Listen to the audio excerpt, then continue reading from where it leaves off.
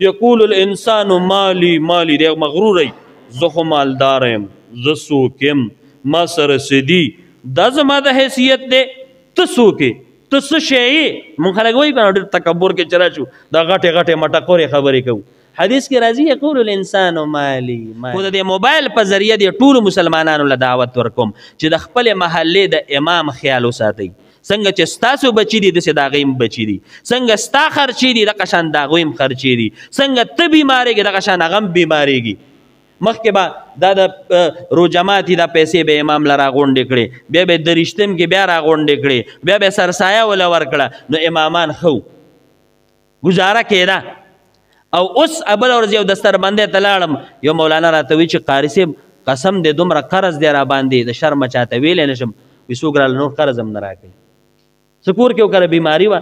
د هغې په وجه وه نو ما ته وایي چې یاره څه دعا راته وښیه وظیفه راته وښیه نو ما ته خو په خپله عالم او دې ختم کړه راله دعا وکړه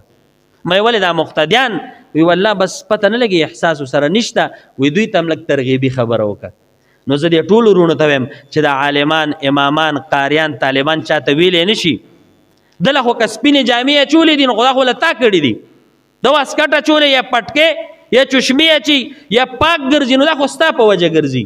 دی چې څومره ښکلی دی ښه ګاډي کې ګرځي ښه موټرسایکل باندې ګرځي ښه جامه کې ګرځي ښه خوراک کوي نو خلک تپوس کوي دا د کومې محلې امام دی د کوم کلي عالم دی نو هغه مقتدیان هم خلک ښه یادوي او دعاګانې هم ورته کوي او عالم هم چې کوم دی د نازه ډېر په سور تاویږي په خوشحالۍ چې زما داسې د عزت خلک دي لکه څنګه چې زه د فخر خبره کوم دا چې هر ځای ته لاړ شم زه ټوله صوبه خیبر پښتونخوا کې ګرځم پرون ورځ کې ما 4 ځای بیانات کړي بله ورځ 3 ځای هر ورځ 2 3 4 دستربندۍ پروګرامان تاسو په دې نیټ باندې ګورئ زه اکثر ځایونو کې لرې لرې ګرځم نوخار او پیښور او دا خو اوس پکې دا چې کوم حسن خیرت و هغه قصور ته پکې لاړو لاهور ته لاړو منډې باولدین ته لاړو کرک دغه رنګې ټل سوات او دیر دا مختلف علاقې دي کې ګرځم زه او ستاسو دعاګانې دي انشاءالله په هر ځای کې ستاسو ته بیل بیل کس ته الله اجر ورکوي ثواب هلته ورته دعا کېږي نو داسې هرې محلې امام قاري عالم او طالب د دوی خیال وساتئ روژه را روانه ده پېشمني ستاسو زړه ته کېږي داسې د دویم کېږي داسې کونډه ده دې محله کې داسې یتیم دی داسې غریب دی تا ته روژه ماتي کې مختلف څیزونه پراته دي او هغه ته یو قسم څیز پروت دی څنګه ته اوږی کېږي تږی کېږي شربت ته اچار ته پیرني ته او دغه رنګې نورې څیزونو ته دې زړه کېږي دقه رنګې د یتیم هم کېږي د کونډې هم کېږي د طالب او د عالم او د غریبانانو هم کېږي د دوی به پوره خیال ساتئ پوره چاله د یو روژه ماتي انتظام وکړه د یو وخت وکړه ځان له غوښه راوړې یو پاو غوښه پکې غریب لم راوړه که نه ځان له سبزي راوړې 1 کیلو پکې هغه له راوړه لږ لږ څه داسې نه چې ته اوس روزانه د ټول میاشتې غم کې لږ لږ څومره د الله وس درکړې بازار کې سودا کې تا تنخوا اخیستې ده تا سره د دکاندارۍ پیسې دي د زمیندارۍ پیسې دي او لاړې ودرېدې بروټو ته ودرېدې سبزی ته ودرېدې دغه وخت کې لږې سترګې پټې کړه او د محله کې سوچ وکړه چې زما د محله کې څو کونډې دي څو یتیمانان دي څو غریبانان دي زه چې خپلو بچو له دا وړم او په دې لارې دا خلک ګیني د هغوی مو ته زړه کېږي راځه دا 2 کیلو که ځان له وړم دا پاو خو به پکې دوی له یو سم که نه ته بیا ګوره چې ستا مال کې څومره برکت ستا ژوند کې څومره سکون دی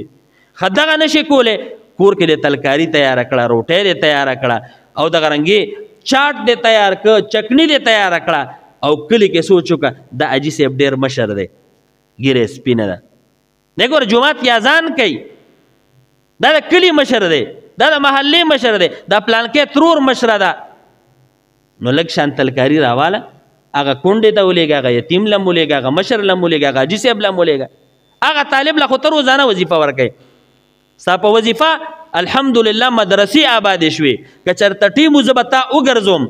ما سره بعضې ملګري ګرځي په دې دغه باندې چې وګورې ستا د دې مدرسې نه طلبا فارغ شو په خپلو علاقو کې مدرسې اوښکې دي سونه طالبان هلته لګیا دي د دین خدمت کوي درس کوي حافظان قاریان عالمان مسافر او کلیوال طالبان تیاری خلک د لوفرۍ نه بچ شو قتل او غارت نه زنا نه دې نه خلک لاړل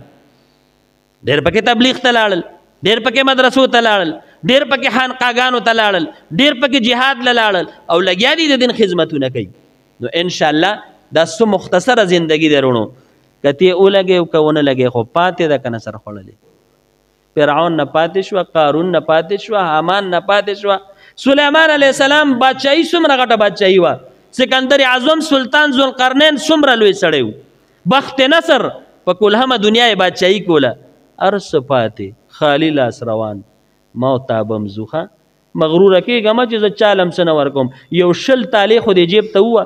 چاله م 1 روپۍ ورمکه زه ته خو یو صدقه برته